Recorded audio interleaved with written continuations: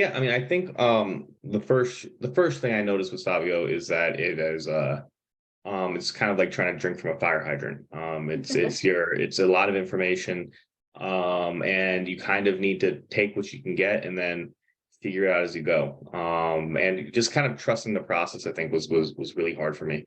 A lot of doubts. Like, is am I actually going to get a job? I'm risking a lot. I about 2 weeks before I graduate, I got a letter saying that, hey, you haven't paid your union dues.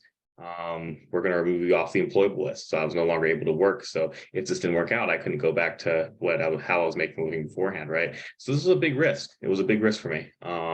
I like to say that, I graduated October 7th.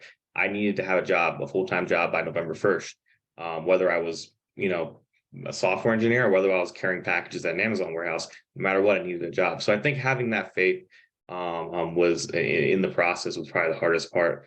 And yeah, also I think kind of just focusing on, in the unions we say mind your own paycheck kind of thing, mind your own business. If someone has a problem with another student, if someone I saw a lot of people, a lot of people that struggled or a lot of people that didn't make it, it's because they had a problem with a student or they had a problem with an instructor or they knew someone who had a problem with his instructor, and it was just they let themselves become very high school.